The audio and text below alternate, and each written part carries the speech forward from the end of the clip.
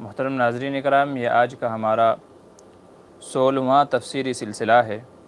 اور آج کے اس پروگرام کے اندر 16ویں پارے کی تفسیر کو بیان کیا جائے گا۔ منتخب آیات کی تفسیر و تشریح اور بعض مسائل، بعض چیزوں کو بیان کیا جائے گا۔ اللہ کا پیغام، اللہ کے بندوں کے نام۔ چلیے شروع کرتے ہیں۔ پہلے اجمالاً اس پارے کا خلاصہ سمجھ لیتے ہیں، پھر تفصیلی اس سلسلے میں بات کریں گے۔ 16واں پارہ ہے، اس پارے میں 3 حصے ہیں۔ سورہ کہف کا بقیہ حصہ ہے، سورہ مریم مکمل ہے اور سورہ طٰہٰ بھی مکمل ہے۔ سورہ کہف کا جو باقی حصہ ہے اس میں 2 باتیں ہیں۔ نمبر 1 حضرت موسیٰ اور خضر علیہ السلام کا واقعہ ہے، اور نمبر 2 حضرت ذوالقرنین کا واقعہ ہے۔ پھر اس کے اندر جو سورہ مریم ہے، سورہ مریم میں تقریباً 11 انبیاء اکرام علیہ السلام کا تذکرہ ہے، ان کے مختصر حالات کو بیان کیا گیا ہے، اور بالخصوص حضرت عیسیٰ علیہ السلام، حضرت مریم علیہ السلام اور زکریا علیہ السلام کے واقعے کو تفصیلاً بیان کیا گیا ہے۔ پھر اس کے بعد سورہ طٰہٰ ہے۔ سورہ طٰہٰ میں 3 باتیں ہیں۔ حضور صلی اللہ علیہ وسلم کو تسلی دی گئی ہے، حضرت موسیٰ علیہ السلام کا قصہ ہے جو بڑا لمبا قصہ چلا ہے، اور نمبر 3 حضرت آدم علیہ السلام کا قصہ ہے۔ تو یہ اجمالی خلاصہ ہے اس پارے کا، 16ویں پارے کا۔ چلیے شروع کر لیتے ہیں تفصیلی وار۔ بسم اللہ الرحمن الرحیم۔ قال الم اقل لک انک لن تستطیع معی صبرا، کیا میں نے نہیں کہا تھا کہ آپ میرے ساتھ ہرگز صبر نہیں کر سکیں گے؟ تو حضرت خضر اور حضرت موسیٰ علیہ السلام کو جو واقعہ تھا اس کا تذکرہ چل رہا ہے، جس کی تفصیل ہم نے کل بتا دی تھی کہ 3 واقعات ہوئے تھے۔ حضرت موسیٰ علیہ السلام صبر نہیں کر سکے، پھر خضر علیہ السلام نے بعد میں ان کی وضاحت کی تھی، وہ پورا واقعہ کل کے سبق میں ہو گیا ہے۔ دوسرے رکوع کے شروع میں ہے وَيَسْأَلُونَكَ عَنْ ذِي الْقَرْنَيْنِ، اور وہ لوگ آپ سے ذوالقرنین کے بارے میں سوال کرتے ہیں۔ قُلْ سَأَتْلُو عَلَيْكُم مِّنْهُ ذِكْرًا، اے نبی آپ کہہ دیجئے کہ میں جلدی ہی تمہارے اوپر ان کی بات کو، ان کے واقعے کو پڑھوں گا، بتاؤں گا قریب ہی کہ ان کا کیا واقعہ ہوا تھا۔ ہم نے شروع میں عرض کیا تھا کہ یہود نے کفار مکہ کو 3 سوال دیے تھے کہ تم حضور سے، محمد صلی اللہ علیہ وسلم سے 3 سوالات کرنا، اگر ان 3 سوالوں کا وہ صحیح جواب دے دیں تو سمجھ جانا کہ نبی ہے، اور اگر صحیح جواب نہ دیں تو سمجھ لینا کہ وہ جھوٹے نبی ہیں، جن میں سے ایک روح کے تعلق سے تھے، ایک اصحاب کہف کے تعلق سے تھا، اور ایک ذوالقرنین کے تعلق سے تھا کہ اس شخص کے بارے میں بتائیں کہ جس نے مشرق و مغرب کا سفر کیا، وہ کون تھا، کیا حالات تھے، کیا وجوہات تھی اس کی۔ تو یہ دونوں سوال پہلے ہو چکے ہیں، روح کے تعلق سے بھی، اصحاب کہف کے تعلق سے بھی۔ آج تیسرے سوال کا جواب ہے ذوالقرنین کے تعلق سے۔ علماء کے درمیان یہ مسئلہ مختلفی ہے کہ ذوالقرنین نبی تھے یا نہیں تھے۔ بعض کی رائے ہے کہ نبی تھے، بعض کہتے ہیں نبی نہیں تھے، دونوں رائے ہیں علماء کی۔ بہرحال قطع نظر سے چونکہ قرآن میں ان کی نبوت سے کوئی بحث نہیں کی گئی ہے، تو اس لیے ہمیں بھی اس چکر میں نہیں پڑھنا چاہیے، ایسے سوالات میں نہیں پڑھنا چاہیے کہ جن کا تذکرہ قرآن و حدیث میں نہیں ہے۔ تو جس کا جتنا تذکرہ ہے بس اتنی ہی بحث اس سلسلے میں یا بات چیت گفتگو کرنی چاہیے۔ تو وہ نبی تھے یا نہیں تھے اس کا پتہ نہیں ہے، چونکہ نہ ذکر قرآن میں ہے نہ حدیث میں ہے۔ ہاں اتنا ہے کہ وہ بہت بڑے بادشاہ تھے، بڑے بادشاہ تھے، اللہ نے بڑا مال و دولت، بڑے اسباب و وسائل ان کو مہیا فرمائے تھے، یہاں تک کہ انہوں نے پوری دنیا کا سفر کیا ہے۔ کہتے ہیں کہ انہوں نے 3 سفر کیے تھے، ایک مشرق تک، مشرق کے آخری کنارے تک پہنچ گئے تھے کہ جہاں سے سورج نکلتا ہوا دکھائی دیتا تھا۔ نمبر 2 مشرق سے لے کر کے مغرب تک کا، دوسرے کنارے تک کا، آخری کنارے تک پہنچ گئے تھے کہ جہاں سورج ڈوبتا ہوا دکھائی دیتا تھا، اس کے بعد صرف سمندر تھا اور دنیا کی آبادی نہیں تھی۔ اور تیسرا فرماتے کہ غالباً شمال کی جانب تھا۔ تو یہ 3 سفر آپ نے کیے ہیں، اور تینوں سفر میں الگ الگ آپ کے ساتھ واقعات پیش آئے ہیں۔ اللہ تعالیٰ فرماتے ہیں انا مکننا لہ فی الارض واتیناہ من کل شیء سببا، کہ ہم نے زمین میں ان کو ٹھکانہ دیا تھا، پائیداری دی تھی، مضبوطی دی تھی، اور ہر چیز کا ایک ذریعہ، سبب ان کو دیا تھا ہم نے، یعنی مال و دولت، اسباب، وسائل ان کو مہیا فرمائے تھے۔ فاتبع سببا، انہوں نے سفر کا ارادہ کیا، حتی اذا بلغ مغرب الشمس وجدها تغرب فی عین حمیۃ ووجد عندها قوما، تو مغرب تک کا جو ہے سفر کیا ہے اس کا تذکرہ ہے، اور پھر وہاں لوگوں سے ملاقات ہوئی، بات چیت ہوئی، تو انہوں نے کہا کہ آپ جیسا چاہیں ہمارے ساتھ سلوک کریں، اما ان تعذب و اما ان تتخذ فیہم حسنا، اگر آپ چاہیں تو ان کو سزا دیں، یعنی ان کو اللہ کے وحدانیت کی دعوت دیں، اور اگر یہ لوگ نہ مانیں تو چاہے تو حسن سلوک کر کے چھوڑ دیں، سمجھا بجھا کر کے چھوڑ دیں، یا ان کو سزا دیں۔ اچھا، پھر دوسرا سفر ان کا ہے حتی اذا بلغ مطلع الشمس، مشرق تک کا سفر کیا جہاں سے سورج نکلتا ہے، وجدها تطلع على قوم لم نجعل لهم من دونها سترا، تو فرماتے ہیں کہ وہ ایسے قوم جو کپڑے نہیں پہنتے تھے، ننگے لوگ تھے، ان کے یہاں کپڑا پہننا تھا ہی نہیں، تو ایسے قوم کے پاس انہوں نے سفر کیا مشرق میں، وہاں تک آخر تک وہ پہنچے۔ کذالک وقد احطنا بما لدیہ خبرا ثم اتبع سببا، تو وہاں تک بھی پہنچے، مشرق تک کا سفر کیا۔ پھر اس کے بعد ایک اور ان کا سفر ہوا جو غالباً شمال کی جانب تھا، ثم اتبع سببا، پھر انہوں نے سامان سفر باندھا، حتی اذا بلغ بین السدین، یہاں تک کہ جب دو دیواروں کے پاس میں پہنچے، دو گھاٹیوں کے پاس میں پہنچے، وجد من دونہما قوما لا یکادون یفقہون قولا، تو ایسی قوم کو وہاں پر پایا کہ جو ان کی بات نہیں سمجھتے تھے، یعنی لینگویج جن کی زبان الگ تھی، ان کی باتیں نہیں سمجھ سکتے تھے، تو ایسی قوم تھی شمال کی جانب جو تیسرا سفر ہوا۔ تو بیچ میں ایک ٹرانسلیٹر متعین کیا گیا، ایک ٹرانسلیٹر کو متعین کیا گیا جو دونوں کی باتیں آپس میں ایک دوسرے کو بتا دیں۔ تو ٹرانسلیشن کے ذریعے سے آپس میں کیا بات چیت ہوئی، وہ یہ تھی، قالوا یا ذوالقرنین، وہ کہنے لگے اے ذوالقرنین، ان یاجوج و ماجوج مفسدون فی الارض، یاجوج ماجوج، ایک قوم کے بارے میں بتایا کہ یاجوج ماجوج ایسے لوگ ہیں جو زمین میں فساد پھیلاتے ہیں، فہل نجعل لک خرجا علی ان تجعل بیننا وبینہم سدا، تو کیا یہ ممکن ہے کہ آپ ہمارے اور ان کے درمیان ایک دیوار، ایک آڑ قائم کر دیں؟ قال ما مکنی فی ربی خیر فاعینونی بقوۃ اجعل بینکم وبینہم ردما، انہوں نے پیشکش کی تھی کہ ہم آپ کو اس کے بدلے میں کچھ معاوضہ دیں گے، لیکن انہوں نے فرمایا کہ دیکھیں یاجوج ماجوج ہے، میں تمہاری حفاظت کر دوں گا، بیچ میں ایک دیوار مجھے قائم کرنی ہے، اس پہ کوئی معلوم متا مجھے نہیں چاہیے، اللہ نے بہت دیا ہے، تم طاقت و قوت سے میری مدد کرو، یعنی سامان لانے میں، اٹھوانے میں، لدوانے میں، وہ کرنے میں تم میری مدد کرو۔ آتونی زبر الحدید، تو لوہے کے وہ لے کر کے آؤ، تختے لے کر کے آؤ، بڑے بڑے پترے لے کر کے آؤ، حتی اذا ساوا بین الصدفین قال انفخوا، پھر کہا گیا ان کو آگ میں ڈال کر کے تپاؤ، حتی اذا جعلہ نارا قال آتونی افرغ علیہ قطرا، جب وہ میلٹ ہو گئے، اس میں جب لوہا میلٹ ہو گیا تو کیا کیا گیا، اس کے اوپر تارکول ڈالا گیا، قال آتونی افرغ علیہ قطرا، تارکول ڈالا گیا، فما استطاعوا ان يظهروه وما استطاعوا له نقبا، کہتے ہیں کہ پہلے وہ جو یہ کہہ لیجیے دو گھاٹیوں کے درمیان میں، کہتے ہیں حضرت جو ہے ذوالقرنین کا جو یہ سفر تھا تو یہ شمال کی طرف تھا، وہاں جب آپ گئے بعض لوگوں سے ملاقات ہوئی تو پتہ چلا کہ پہاڑ کے اس طرف ایک قوم آباد ہے جسے یاجوج ماجوج کہتے ہیں، وہ لوگ بڑے فتین ہیں، فتنہ و فساد پھیلاتے ہیں، وہ کبھی بھی یہ خندق پار کر کے، یہ گھاٹی پار کر کے ادھر آتے ہیں، لوٹ مار کرتے ہیں اور لوگوں کو قتل کر کے چلے جاتے ہیں۔ تو انہوں نے کہا کہ آپ ہمارے اور ان کے درمیان ایک آڑ قائم کر دیں، ایک دیوار بنا دیں تاکہ ہماری ان سے حفاظت ہو جائے۔ حضرت ذوالقرنین نے کہا کہ ٹھیک ہے، اچھی بات ہے، میں دیوار قائم کر دیتا ہوں، آپ ایسا کریں کہ پہلے میرے پاس لوہا لے کر کے آئیں۔ تو لوہا لایا گیا، اسے آگ میں تپایا گیا اور ایک جو ہے لوہے کی ایک دیوار بنا دی گئی ان کے بیچ میں، جو جہاں سے وہ لوگ آتے تھے، دو گھاٹیوں کے درمیان سے، وادیوں کے پہاڑوں کے درمیان سے، تو وہاں پر پہلے لوہا پگھلا کر کے ڈالا گیا اور پھر لوہے کے اوپر تارکول ڈالا گیا، تو اس کی مضبوطی ڈبل ہو گئی، چونکہ تارکول بھی جلدی سے توڑنے سے ٹوٹتا نہیں ہے، اس میں سوراخ جلدی سے ہوتا نہیں ہے، تو لوہا اور تارکول دونوں کو مکس اپ کر کے اس کی دیوار بنائی گئی، وہ اتنی مضبوط دیوار تھی کہ یاجوج ماجوج چاہ کر کے بھی اس کو نہیں توڑ سکتے۔ اس کو سد سکندری بھی کہا جاتا ہے۔ کیا کہا جاتا ہے؟ سد سکندری، سد کے معنی ہے دیوار، سکندری، سد سکندری مطلب وہ دیوار جو سکندر ذوالقرنین نے قائم کی تھی۔ اس کا نتیجہ یہ ہوا کہ یاجوج ماجوج کے فتنے سے یہ لوگ محفوظ ہو گئے۔ اب یاجوج ماجوج کون ہیں؟ ان کا تذکرہ یہاں قرآن میں بھی ہے، آگے تقریباً 70ویں پارے کے اندر بھی ہے، اور پھر جو ہے حدیث مبارکہ کے اندر بھی ہے۔ کہتے ہیں یاجوج ماجوج یہ حضرت نوح علیہ السلام کی قوم میں سے ہے، یاجوج ماجوج نوح علیہ السلام کی قوم سے ہے، ان کی اولاد میں سے ہے یہ، اور یہ بڑے لمبے چوڑے، لمبے دھڑنگے، بہت طاقتور قوم ہے، یہاں تک کہ حدیث میں ہے کہ قرب قیامت میں ان کا ظہور ہوگا، چونکہ حضرت ذوالقرنین نے وہ دیوار بنا دی تھی، یہ دیوار کے اس طرف ہیں، بعض روایت میں آتا ہے کہ اس دیوار کو توڑنے کے لیے روزانہ یہ اس کو منہ سے چاٹتے ہیں، زبان سے چاٹتے ہیں،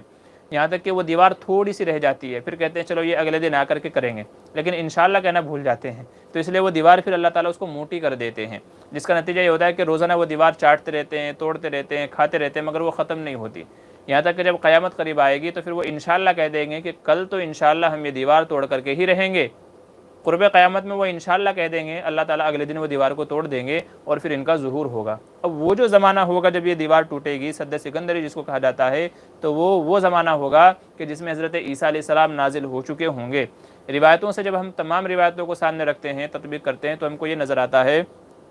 حضرت جب دنیا میں فتنہ و فساد پھیل جائے گا اور دجال کا ظہور ہو چکا ہوگا، دجال فتنہ پھیلا رہا ہوگا، لوگوں کو گمراہ کر رہا ہوگا، تو اس کو قتل کرنے کے لیے حضرت عیسیٰ علیہ السلام آسمان سے اتریں گے، بیت المقدس کے اوپر اتریں گے، فلسطین میں جو مسجد ہے مسجد اقصیٰ، اس کے اوپر اتریں گے، اور پھر باب لد پر دجال ان کو دیکھ کر کے بھاگے گا، تو باب لد پر جا کر کے حضرت عیسیٰ علیہ السلام اس کو قتل کر دیں گے، خنزیر کو ختم کر دیں گے، اور جو بھی کفار و مشرکین ہوں گے سب کو ختم کر دیا جائے گا۔ اسی زمانے میں یاجوج ماجوج کا ظہور ہوگا، اسی زمانے میں دجال کو قتل کرنے کے بعد میں یاجوج ماجوج کا ظہور ہوگا، وہ وہاں سے نکلیں گے، اس گھاٹی سے جہاں بھی قید ہیں، جہاں بند ہے، اس گھاٹی سے نکلیں گے اور فتنہ فساد پھیلائیں گے، بہت قتل و غارت گیری کریں گے۔ جب حضرت عیسیٰ علیہ السلام ان کے مقابلے کی تاب نہ لا سکیں گے، ان سے مقابلہ کرنے کی ہمت نہیں ہوں گے، چونکہ وہ تعداد میں اتنے ہوں گے، بعض حدیث میں فرمایا گیا کہ جب وہ نکلیں گے تو سمندر کا سمندر پی جائیں گے، سمندر پی جائیں گے کہ دیکھنے والوں کو معلوم ہی نہیں چلے گا کہ یہاں کبھی سمندر بھی تھا، کبھی یہاں سمندر بھی تھا، اس قدر تعداد میں ہے وہ، پوری دنیا سے کئی گنا زیادہ تعداد میں یاجوج ماجوج ہیں، تو وہ سمندر کے سمندر پی جائیں گے، پتہ ہی نہیں چلے گا یہاں کبھی سمندر بھی تھا، تو ان کے مقابلے کی ہمت نہیں ہوں گی۔ حضرت عیسیٰ علیہ السلام اہل ایمان کو لے کر کے ایک پہاڑی پر چلے جائیں گے اور وہاں جا کر کے ان کے حق میں دعا کریں گے کہ یا اللہ ان سے ہمارا خاتمہ فرما، اے اللہ ہمیں ان سے نجات عطا فرما۔ روایتوں میں آتا ہے کہ اللہ تعالیٰ تمام یاجوج ماجوج قوم میں گردن میں ایک پھوڑا پیدا کریں گے، ایک بیماری پیدا کریں گے، جس سے سب کے سب ایک ساتھ مر جائیں گے، پوری یاجوج ماجوج قوم سب کے سب ایک ساتھ مر جائے گی اس گردن میں بیماری کی وجہ سے۔ ایک زمانہ ایسے ہی رہے گا، وہ لوگ مر جائیں گے، پڑے رہیں گے، ان سے بدبو پیدا ہوگی، پھر حضرت عیسیٰ علیہ السلام دوبارہ دعا مانگیں کہ اللہ اس بدبو سے ہم کو نجات عطا فرما، تو اللہ تعالیٰ رحمت کی ایک بارش نازل فرمائیں گے، وہ بارش ان کی تمام لاشوں کو بہا کر کے لے جا کر کے سمندر میں پھینک دیں گی اور ان کا نام و نشان مٹ جائے گا، ختم ہو جائے گا۔ حضرت عیسیٰ علیہ السلام اہل ایمان کو لے کر کے دنیا میں آئیں گے، بستی میں آئیں گے اور رہیں گے، اور پوری دنیا میں اسلام کا بول بالا ہوگا، 40 سال تک اسلام کا بول بالا رہے گا۔ حضرت عیسیٰ علیہ السلام 40 سال تک زندہ رہیں گے، شادی بھی کریں گے، ان کی اولاد بھی ہوگی، پھر وہ وفات پا جائیں گے، اور حضور صلی اللہ علیہ وسلم کے برابر میں جو ایک قبر کی جگہ ہے روضہ اطہر میں، اس وقت حضور صلی اللہ علیہ وسلم تشریف فرما ہے، آپ کے برابر میں حضرت ابوبکر ہے، پھر حضرت عمر ہے، آپ کے ایک طرف میں ایک قبر کی جگہ خالی ہے۔ بعض علماء فرماتے ہیں کہ یہاں حضرت عیسیٰ علیہ السلام مرنے کے بعد مدفون ہوں گے، یہاں دفن ہوں گے۔ حضرت عیسیٰ علیہ السلام چلے جائیں گے، پھر کوئی نبی نہیں آئے گا، آہستہ آہستہ لوگ اسلام سے کفر کی طرف مائل ہوں گے، آہستہ آہستہ کفر کی طرف مائل ہوں گے، اور بڑھتے بڑھتے بڑھتے بڑھتے دنیا میں صرف کفر ہی کفر رہ جائے گا، کفر ہی کفر رہ جائے گا، کوئی بھی ایمان والا نہیں رہے گا، اللہ اللہ کہنے والا نہیں رہے گا، تو پھر اللہ تبارک و تعالی قیامت قائم فرمائیں گے۔ قیامت جو آئے گی وہ اہل ایمان پہ نہیں بلکہ کافروں کے اوپر قائم ہوگی، تو جب پوری دنیا میں صرف اور صرف کفر رہ جائے گا، حضرت عیسیٰ علیہ السلام وفات پا چکے ہوں گے، کوئی مومن باقی نہیں رہے گا، پھر قیامت قائم ہوگی، پھر حشر ہوگا، حساب و کتاب ہوگا، اور لوگوں کے اعمال کے مطابق ان کے ساتھ فیصلہ کیا جائے گا۔ تو تمام ذخیرہ احادیث کو جب ہم دیکھیں گے تو یہ پوری ہسٹری، پوری تفصیل ہم کو سمجھ میں آئے گی۔ تو یہ تھی یاجوج ماجوج قوم کہ جس کے فتنے و فساد سے بچنے کے لیے حضرت سکندر ذوالقرنین نے دیوار قائم کی تھی، جس کو سد سکندری کہا جاتا ہے۔ یاد رکھیے، بعض لوگ یہ سمجھتے ہیں کہ دیوار چین، جو چین کی جو دیوار ہے وہ دیوار ہے جو ذوالقرنین نے قائم کی تھی۔ یاد رکھیے یہ وہ دیوار نہیں ہے، چین کی دیوار الگ ہے اور سد سکندری وہ الگ چیز ہے۔ اب یہ سد سکندری کہاں ہے اس کا پتہ نہیں ہے، فی الوقت اس کا کسی کو پتہ نہیں ہے، اور اس کا تعین کرنا بڑا مشکل ہے کہ یہ کہاں ہے، دنیا کے کس خطے میں، کس کونے میں یہ دیوار ہے۔ ایک کتاب ہے دیواریں اور غاریں، دیواریں اور غاریں ایک کتاب ہے، تو اس میں پرانے زمانے کے کنویں، غاریں، دیواریں ان کا تذکرہ کیا گیا ہے، تو اس میں ایک جگہ کی نشاندہی کی گئی ہے کہ دنیا میں فلاں جگہ یہ دیوار ہو سکتی ہے، یقینی نہیں ہے، تو اس لیے اسے کہتے ہیں سد سکندری۔ تو یہ پورا اس کا ایک کہہ لیجیے خلاصتاً اور مختصراً یہاں پر اس کا تذکرہ کیا گیا ہے، جس کی تفصیل میں نے آپ کو بتائی ہے۔ ہاں وَتَرَكْنَا بَعْضُهُمْ، ہاں تو حضرت ذوالقرنین نے کہا تھا قال هذا رحمت من ربی فاذا جاء وعد ربی جعلہ دکا، کہ دیوار تو میں نے بڑی مضبوط بنا دی ہے، لیکن جب میرے رب کا وعدہ آئے گا، قیامت قریب ہوگی، جعلہ دکا، تو وہ اس کو ریزہ ریزہ کر دے گا۔ وکان وعد ربی حقا، میرے رب کا وعدہ کیا ہے؟ حق ہے اور سچ ہے، اسی کا تذکرہ ہے۔ پھر اس کے اخیر میں اللہ تعالیٰ کی صفات کا تذکرہ ہے کہ اللہ تعالیٰ کی صفات ایسی ہیں کہ اگر ان کو لکھ لیا جائے، قل لو كان البحر مدادا لكلمات ربي لنفد البحر قبل ان تنفد كلمات ربي ولو جئنا بمثله مددا، کہ اگر تمام سمندروں کو روشنی بنا لی جائے، تمام درختوں کو قلم بنا لیا جائے، میرے رب کی صفات کو لکھا جائے، میرے اللہ تعالیٰ کی صفات کو، اس کے اوصاف جمیلہ کو، اس کی جو ہے تسبیحات کو لکھا جائے، تو سمندر ختم ہو جائیں گے، قلم ختم ہو جائیں گے، مگر اللہ تعالیٰ کے اوصاف و کمالات لکھے نہیں جا سکتے، وہ ذات بہت بلند ہے، اسی کا تذکرہ ہے۔ وَلَوْ جِئْنَا بِمِثْلِهِ مَدَدًا، اور پھر حضور صلی اللہ علیہ وسلم بشر ہیں، اس کا جو ہے تذکرہ کیا گیا۔ بعض لوگ یہ سمجھتے ہیں، آج تک اسی بحث میں الجھے ہوئے ہیں کہ حضور بشر تھے یا نور تھے،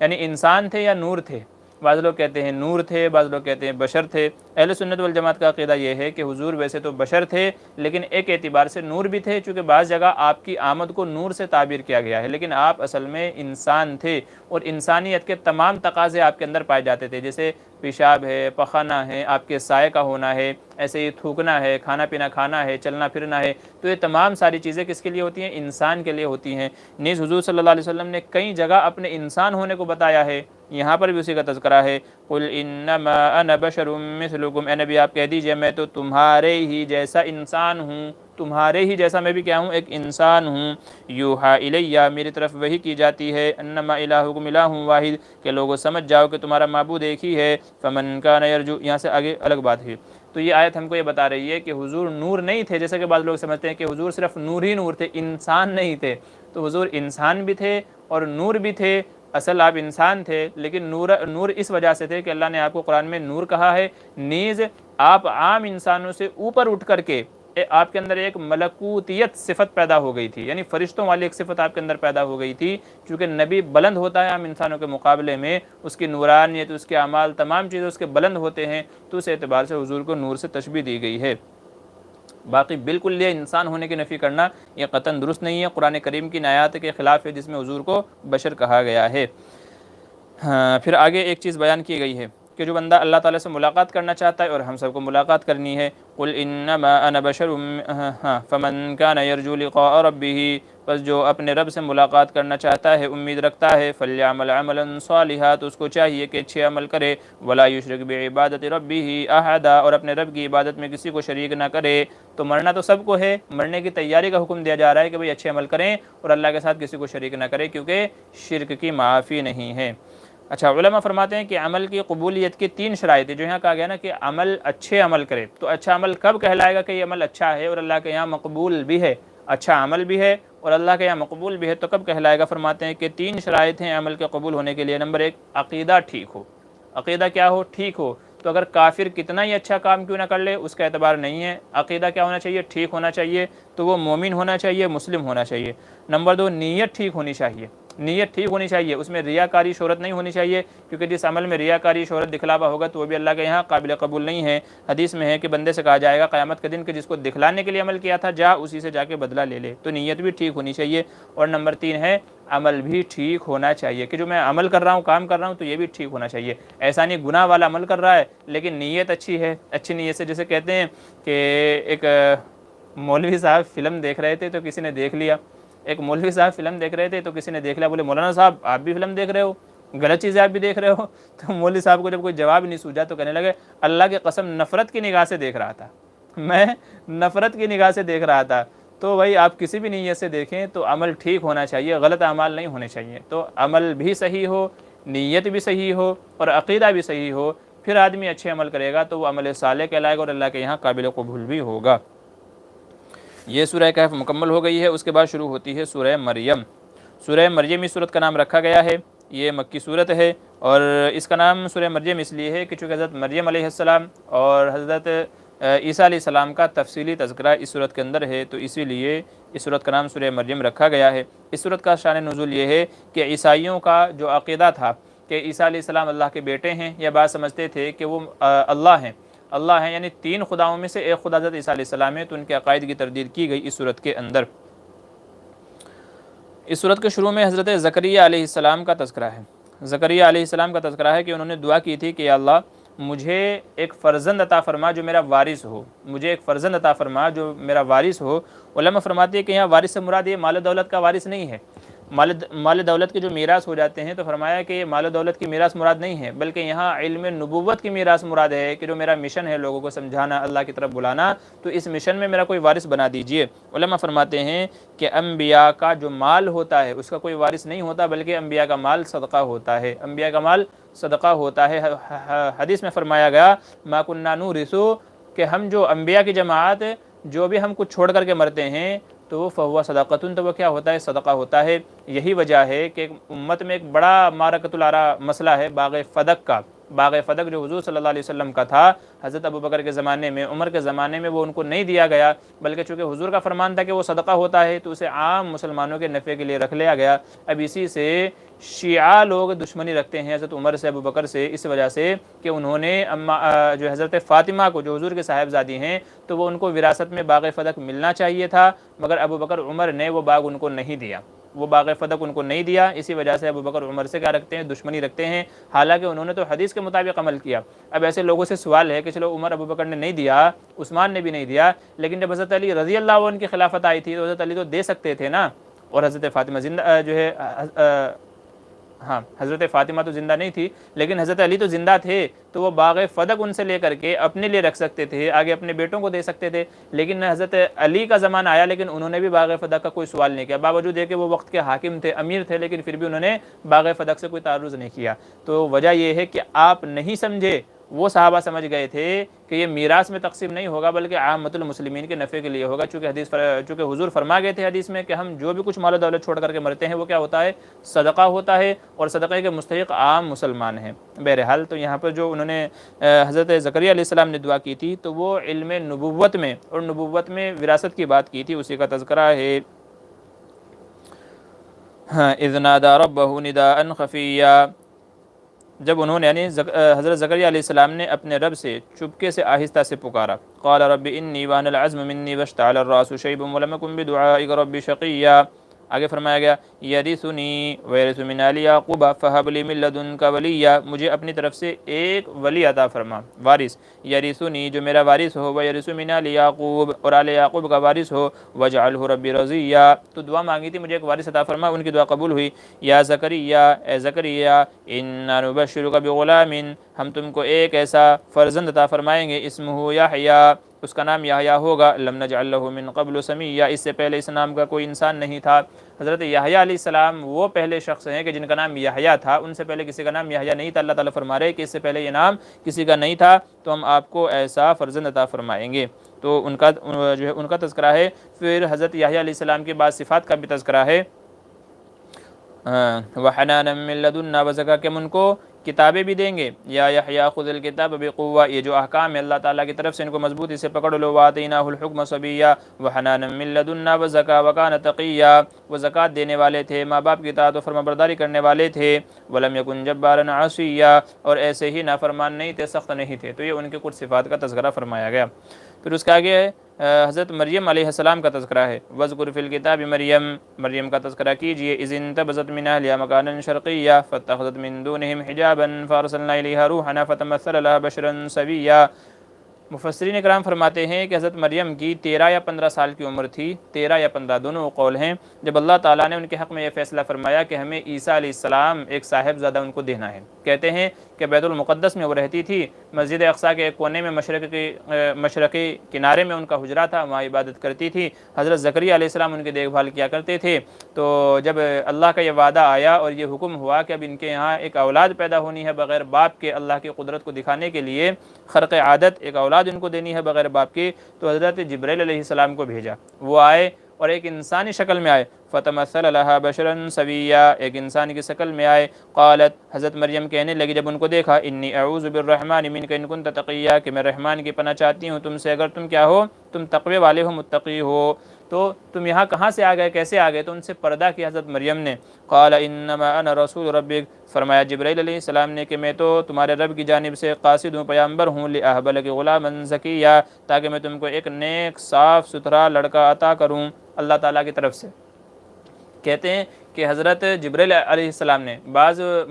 جو مفسرین کرام فرماتے ہیں کہ ان کے جو یہ دامن یہ جو تھا ان کی جو آستین تھی، تو آستین پکڑ کے یہاں پر پھونک ماری جس سے ان کے پیٹ میں حمل ٹھہر گیا۔ بعض کہتے ہیں کہ گریبان میں پھونک ماری، بعض کیا کہتے ہیں کہ گریبان میں پھونک ماری، بعض کہتے ہیں کہ ان کی جو یہ آستین تھی، آستین میں پھونک ماری جبرائیل علیہ السلام نے، جس کے اثر سے ان کے پیٹ میں یعنی مریم علیہ السلام کے پیٹ میں حمل ٹھہر گیا۔ اسی لیے قرآن کریم میں کیا کہا گیا؟ روح اللہ، اللہ کی روح۔ تو روح کیوں کہا گیا؟ کہ چونکہ وہ پھونک ماری تھی تو اللہ کے حکم سے ان کے پیٹ میں کیا ہو گیا تھا؟ حضرت عیسیٰ علیہ السلام کی روح ٹھہر گئی تھی، اس لیے ان کو روح اللہ بھی کہا گیا ہے، اور کلمت اللہ بھی، اللہ کا کلمہ بھی ان کو اسی وجہ سے کہا گیا ہے کہ چونکہ اللہ تعالیٰ نے اپنے کلمہ کن کہ ہو جا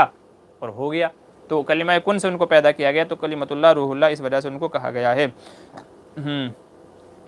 تو جب جبریل علیہ السلام وہاں گئے اور یہ کہا کہ اللہ تعالیٰ نے یہ فیصلہ کیا ہے کہ آپ کے یہاں اولاد ہوگی بغیر باپ کے، قالت، تو وہ کہنے لگی، انا یکون لی غلام، میرے یہاں بچہ کیسے ہو سکتا ہے، ولم یمسسنی بشر، نہ مجھے کسی انسان نے چھوا، یعنی میرا نکاح نہیں ہوا، ولم اکو بغیہ، اور میں زانیہ بھی نہیں ہوں، یعنی میں غلط کام کرنے والی بھی نہیں ہوں، تو میرے یہاں بچہ کیسے ہو سکتا ہے، قال کذالک، فرمایا کہ معاملہ تو ایسے ہی ہو کر کے رہے گا، قال ربک هو علی ہین، اور یہ تمہارے رب کے اوپر بہت آسان ہے، ولنجعلہ آیۃ للناس ورحمۃ منا، اور یہ ہم اس لیے کر رہے ہیں تاکہ لوگوں کے لیے وہ ایک نشانی ہو جائے اور اللہ کی طرف سے رحمت بھی ہو جائے، وکان امرا مقضیا، یہ فیصلہ تو ہو کر کے رہے گا، فحملتہ، ان کو حمل ٹھہر گیا، فانتبذت به مکانا قصیا، ان کو حمل ٹھہر گیا،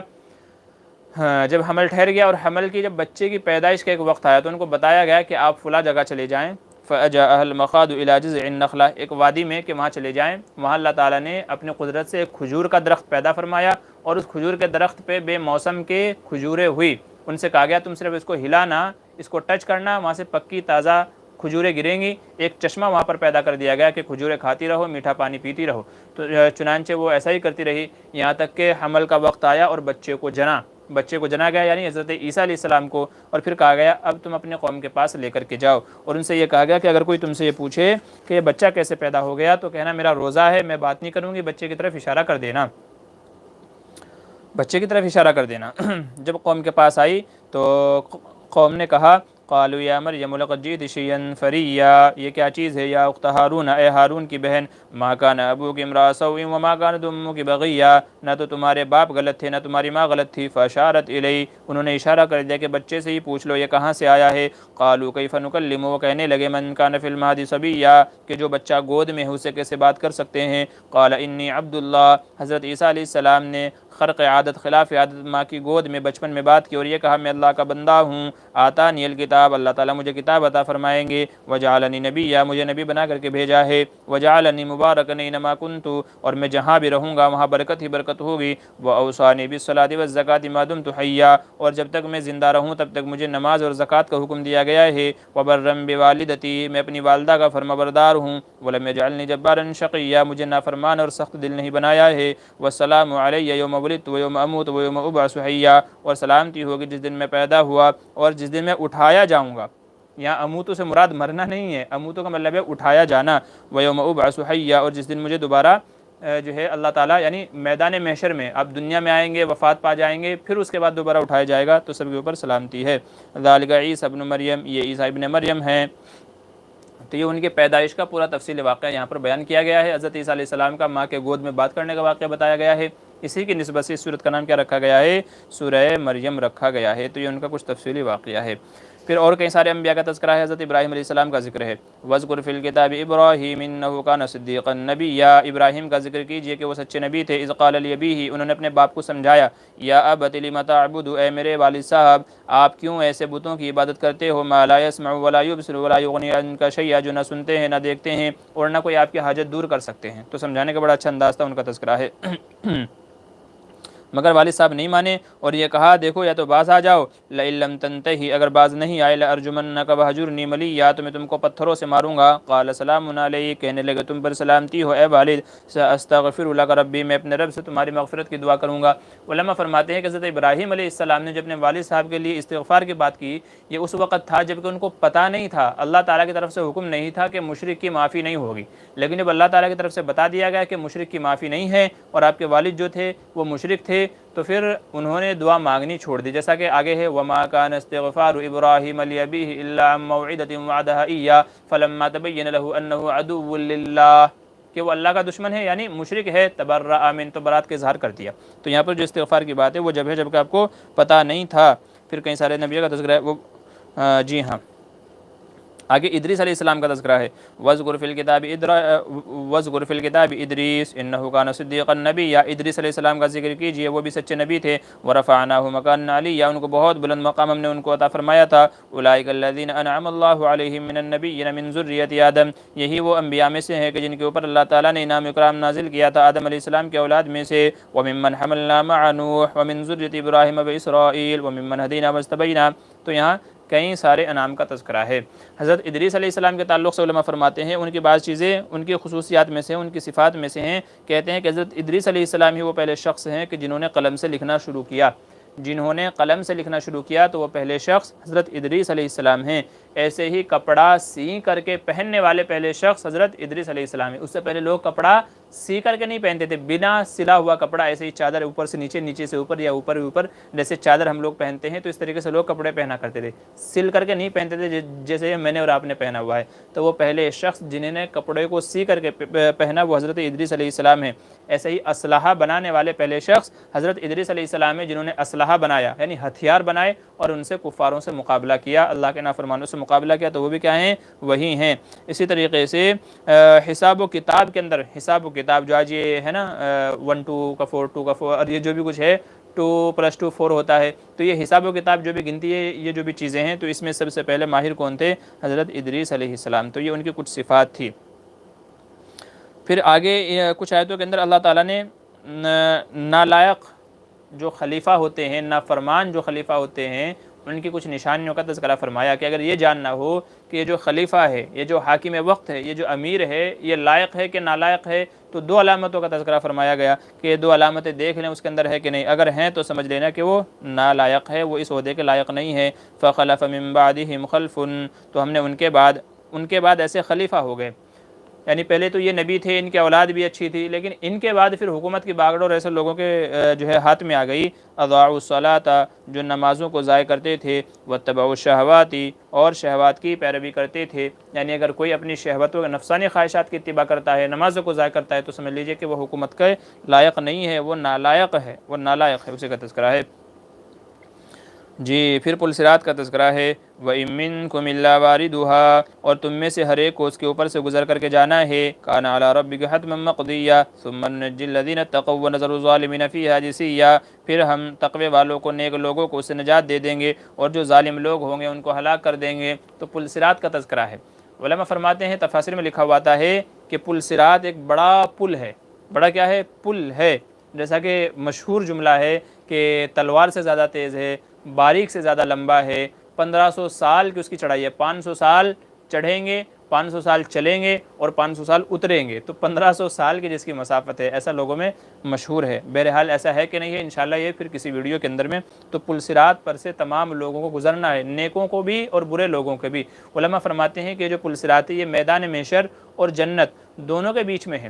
میدان محشر اور جنت دونوں کے بیچ میں پل صراط ہے، اور پل صراط کے نیچے جہنم ہے، تو یہاں سے ہر ایک کو گزرنا ہوگا۔ نیک لوگ جو ہوں گے وہ آسانی سے گزر کر کے سیدھے جنت میں چلے جائیں گے، اور جو برے لوگ ہوں گے، بدکار لوگ ہوں گے، وہ پل صراط پہ سے ہی نیچے جہنم کے اندر گر جائیں گے۔ پھر جو ایمان والے ہوں گے تو سزا بھگتنے کے بعد میں اللہ تعالیٰ ان ایمان والوں کو ایمان کی بنیاد پر جنت کے اندر بھیج دیں گے، اور جو کافر لوگ ہوں گے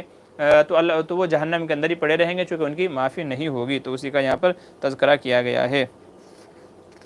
اچھا، اب ایک سوال یہ بھی ہے کہ بھئی نیک لوگ کیوں گزریں گے؟ پل صراط پہ سے نیک لوگ کیوں گزریں گے؟ جہنم کے اوپر سے کیوں گزریں گے؟ علماء فرماتے ہیں اس لیے تاکہ ان کے نزدیک جنت کی قدر و قیمت، جنت کی نعمتوں کی ویلیو بڑھ جائے، کہ ہم میں سے بہت سارے لوگ ایسے تھے جو جہنم میں چلے گئے، وہاں کے عذابات میں چلے گئے، تو جب وہ اپنے عذابات کو اپنی آنکھوں سے دیکھتے ہوئے جائیں گے تو جنت کی نعمتوں کی قدر اور ویلیو ان کی آنکھوں میں بڑھ جائے گی، تو اس لیے سب کو وہاں سے گزارا جائے گا۔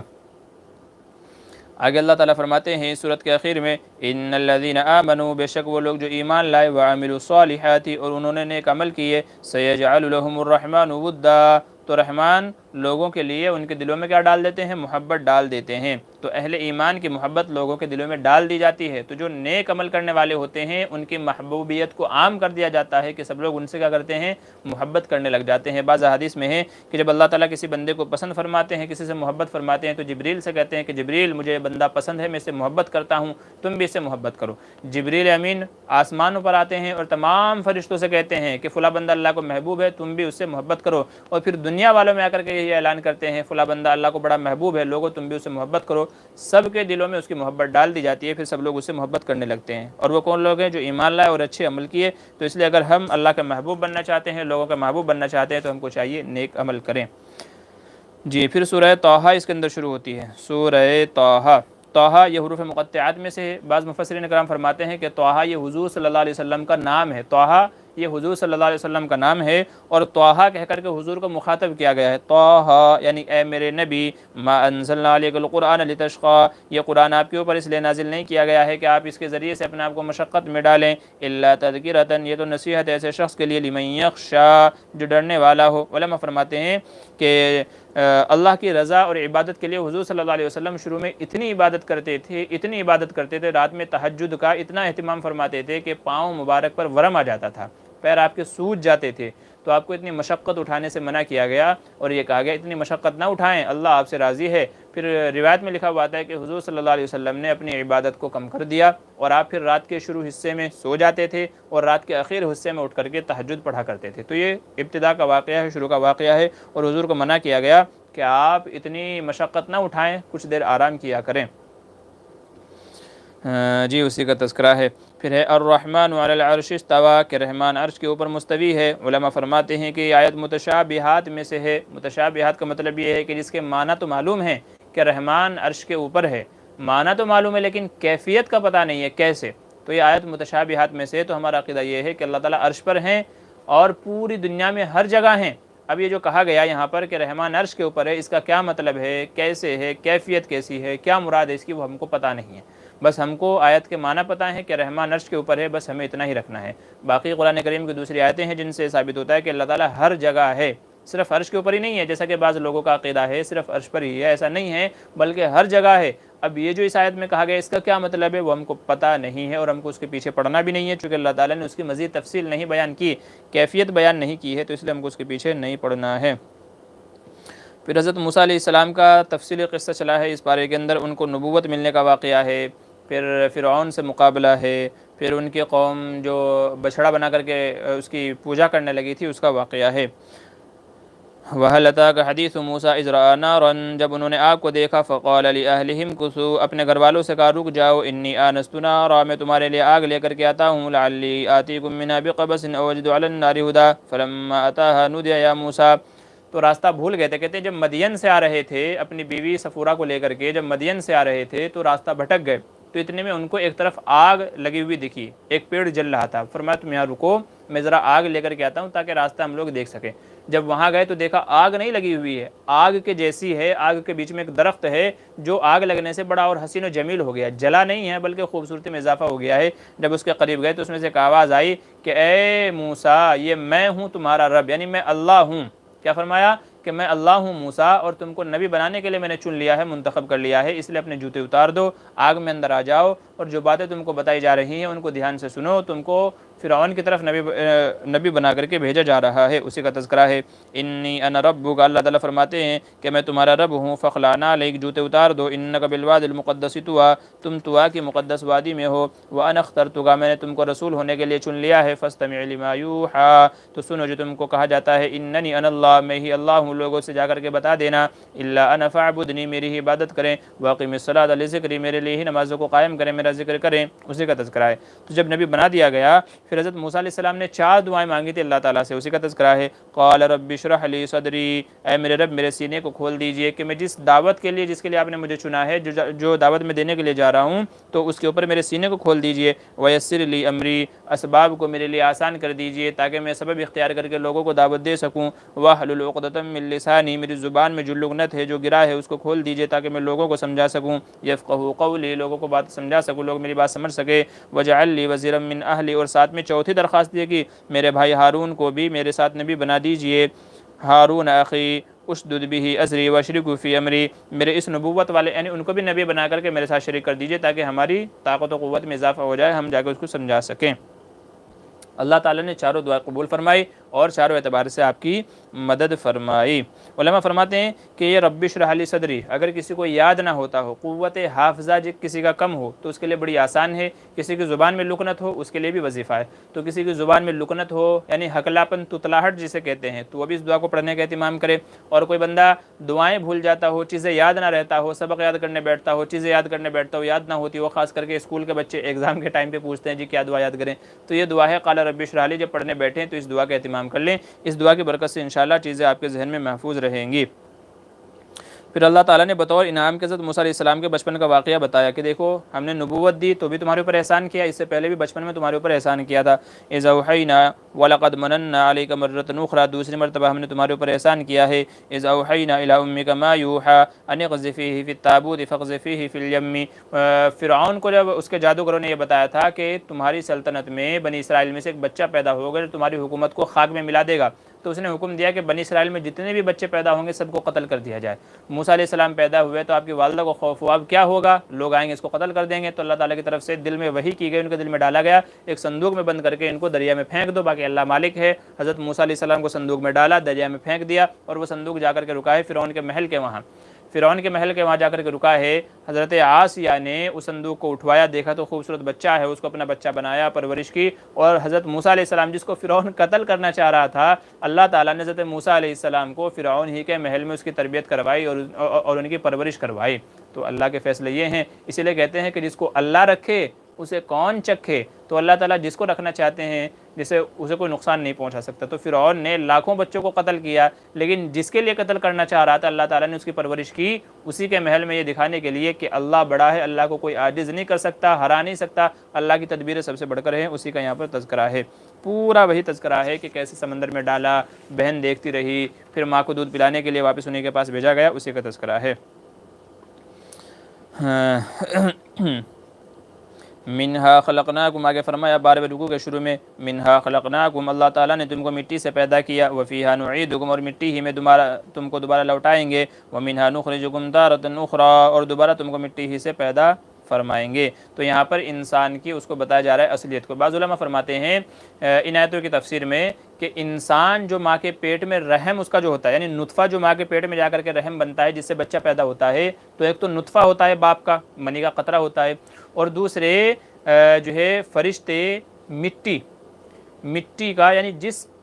جس مٹی میں جا کر کے انسان کو دفن ہونا ہوتا ہے، مرنے کے بعد جہاں جا کر کے بندہ دفن ہوگا اس مٹی کا تھوڑا سا حصہ ماں کے رحم میں ڈال دیا جاتا ہے۔ تو باپ کے نطفے سے اور مٹی کے اس ذرا سے مطلب کیا کہتے ہیں، تھوڑا جو ذرات ہوتے ہیں مٹی کے، ان دونوں ذرات سے مل کر کے انسان بنتا ہے اور پیدا ہوتا ہے۔ اسی لیے کہتے ہیں پہنچی وہیں پہ خاک جہاں کا خمیر تھا، اس لیے کہتے ہیں آدمی پیدا یہاں ہوا لیکن مرا کہیں اور جا کر کے، پیدا ہوا تھا سہارنپور میں، مرا جا کر کے مدینے میں، پیدا ہوا تھا مدینے میں، آ کر کے مرا دلی کے اندر۔ تو کہتے ہیں کہ یہ اصل میں اسی مٹی کا نتیجہ ہوتا ہے، اور اللہ تعالیٰ پیدائش کے وقت میں جب بچہ ماں کے پیٹ میں ٹھہرتا ہے، حمل ٹھہرتا ہے، تو اسی وقت جہاں اس کو مرنا ہوتا ہے ذرا سی مٹی دونوں کو ملا کر کے مکس اپ کر کے پھر اس کا نطفہ بنتا ہے۔ تو اسی لیے جب میت کو ہم لوگ دفن کرتے ہیں اس وقت یہ دعا پڑھی جاتی ہے، میت کو دفن کرتے ہوئے جب مٹی ڈالتے ہیں تو اس وقت یہ دعا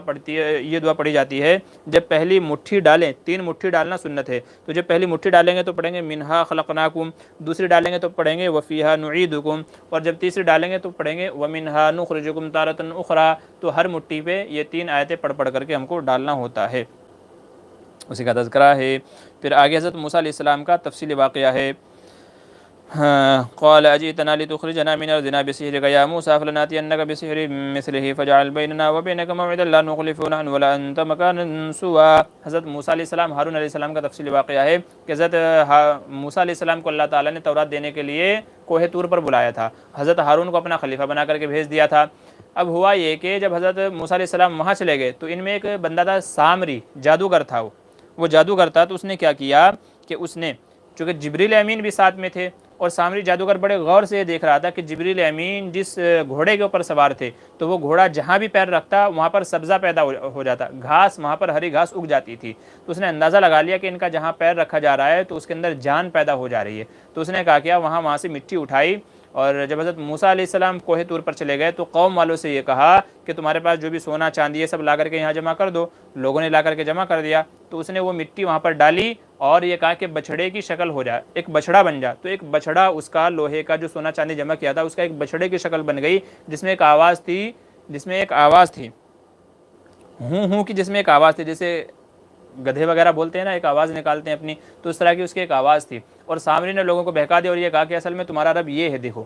چونکہ پورا جادو ہوا تھا نا، سونے سے ایک ایسا جانور بن گیا، جانور کی شکل بن گئی، تو پورا جادو ہو گیا تھا یہ۔ تو سامری نے لوگوں کو بہکا دیا کہ تمہارا رب یہ ہے۔ موسیٰ علیہ السلام جو وہاں گئے ہیں وہ بھٹک گئے ہیں، تو حضرت ہارون سے کہا اگر تم کچھ بولے تو تم کو قتل کر دیں گے۔ اگر تم کچھ بولے تو تم کو قتل کر دیا جائے گا، اس لیے وہ چپ ہو کر کے بیٹھ گئے جان کے ڈر سے۔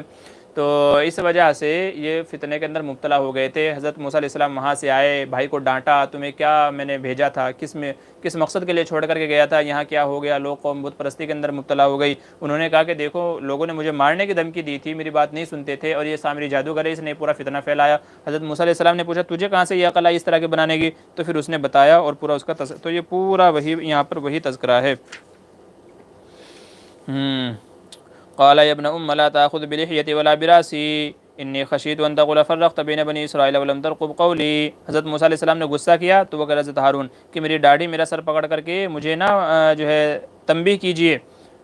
ٹھیک ہے۔ قال فما خطبك يا سامری قال بصرت بما لم يبصروا به فقبضت قبضة من اثر الرسول فنبذتها وكذلك سولت لي نفسي۔ تو یہ سامری بتا رہا ہے کہ میرے دماغ میں کیسے یہ آئیڈیا آیا جس کی میں نے ابھی تفصیل بیان کی۔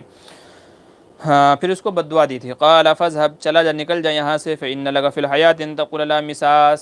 یہاں سے چلا جا۔ حضرت موسیٰ علیہ السلام نے اس کو اپنی بستی سے اپنے قوم سے نکال دیا اور یہ کہا تو دور دراز جنگل میں چلا جا، ایک وقت ایسا آئے گا تو لوگوں سے کہتا پھرے گا مجھے نہ چھوئیں مجھے نہ چھوئیں۔ کہتے ہیں کہ اللہ تعالیٰ نے اس کے اندر ایسی بیماری پیدا فرما دی تھی، چھوت چھات کی جسے بیماری کہتے ہیں، کہ اگر کوئی اس کو چھو لے تو بیماری لگ جائے، تو وہ سامری کے اندر پیدا کر دی تھی۔ اور جب بھی کوئی اس سے ملنا آتا تو وہ لوگوں سے کہتا تھا بھائی دور رہو دور رہو، میرے اندر جو بیماریاں کہیں وہ تم کو بھی نہ لگ جائے، تو وہ لوگوں سے کہتا تھا دور رہو دور رہو۔ تو یہ اسی کا تذکرہ ہے۔ فإن لك في الحياة ان تقول لا مساس وإن لك موعدا لن تخلف، ایک وقت آئے گا پھر اس کے بعد تو ہلاک ہو جائے گا۔ تو یہ سامری جادوگر اس کا پورا یہ بنایا ہوا وہ تھا، اسی کا یہاں پر تذکرہ ہے۔ پھر اخیر میں حضور صلی اللہ علیہ وسلم کو تسلی دی گئی اور آپ کی نبوت اور رسالت کو بیان کیا گیا ہے کہ دیکھیں یہ ہم نے اتنے سارے واقعات یہاں پر بیان کیے ہیں، باوجود ہے کہ آپ امی ہیں، لکھنا پڑھنا نہیں جانتے، مگر اتنے سارے واقعات لوگوں کے سامنے بیان کر رہے ہیں، تو مطلب یہ ہے کہ اللہ کی طرف سے آپ کو بتائے جا رہے ہیں، تو آپ سچے نبی ہیں۔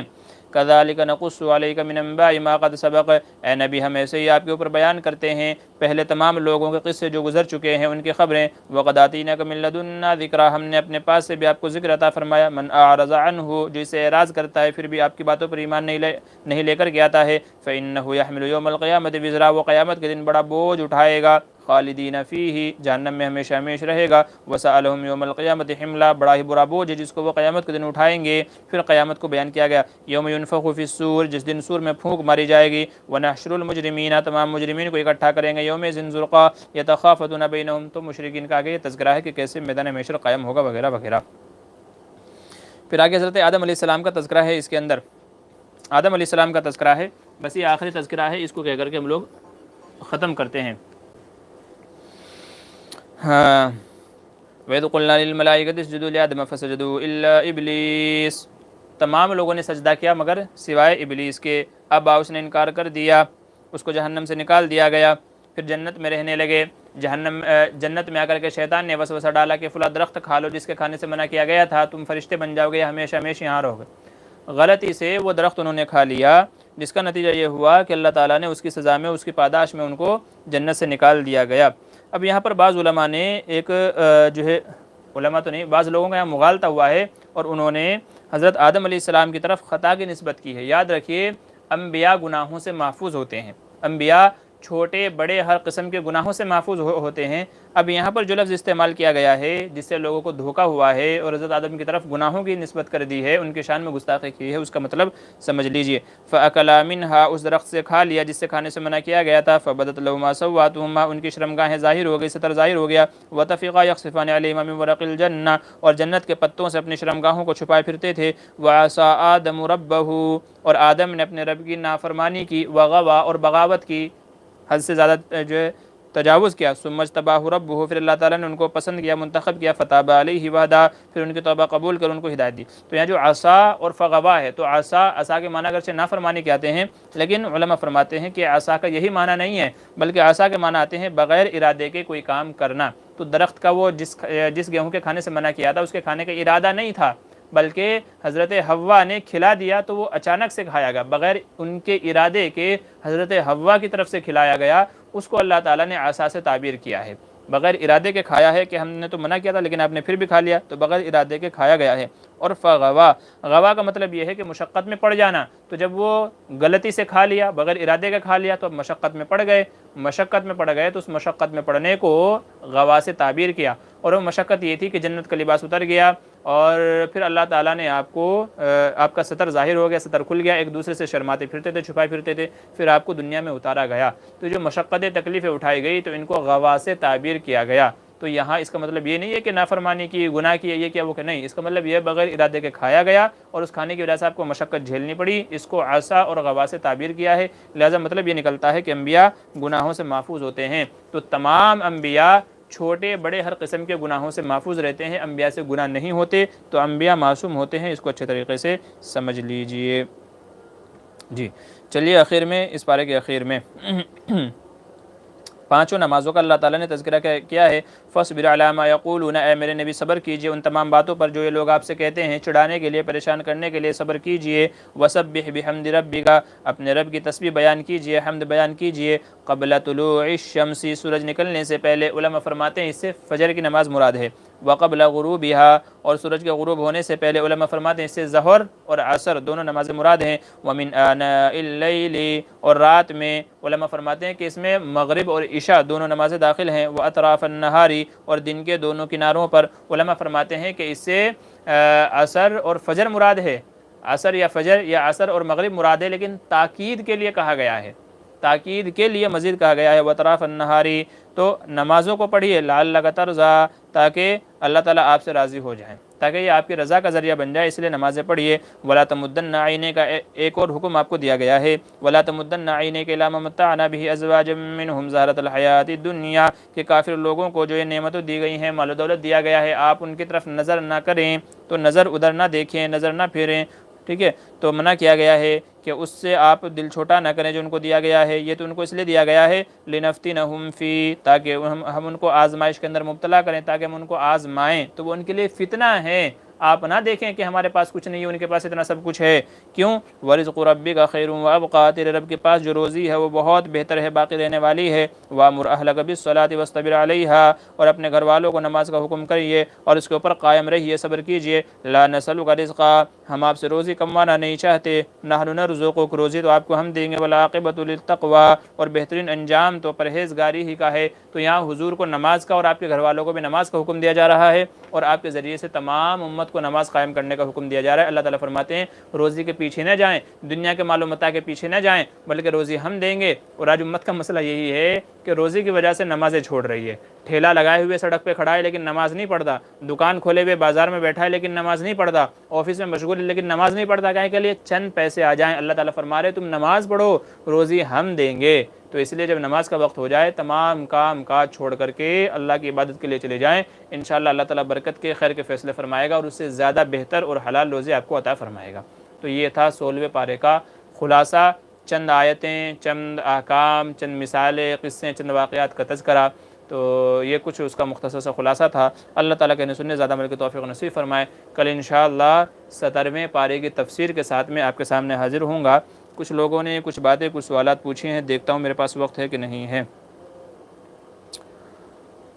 صرف سنڈے کو سوال جواب ہوتا ہے؟ جی بالکل صحیح ہے، سنڈے کو بھائی سوال جواب ہوتا ہے، یہ سوال جواب کا سیشن نہیں ہے۔ ماشاءاللہ، السلام علیکم ورحمۃ اللہ۔ جی کئی لوگوں نے کچھ سوالات پوچھے ہوں گے، بھائی سوالات کا جو ہے انشاءاللہ وہ اتوار کے دن رہے گا۔ اگر آپ کو ارجنٹ ہے تو آپ یا تو فون کر لیجئے، یا جو ہماری لیٹسٹ ویڈیو اپلوڈ ہوئی ہے اس کے آپ کمنٹ میں آپ لکھ دیجئے، کمنٹ میں لکھ دیجئے لیٹسٹ ویڈیو کے، اور یا تو فون پہ آپ رابطہ کر لیجئے، فیس بک پہ یا تو واٹس ایپ وغیرہ پہ آپ معلوم کر لیجئے، انشاءاللہ وہاں جواب دے دیا جائے گا۔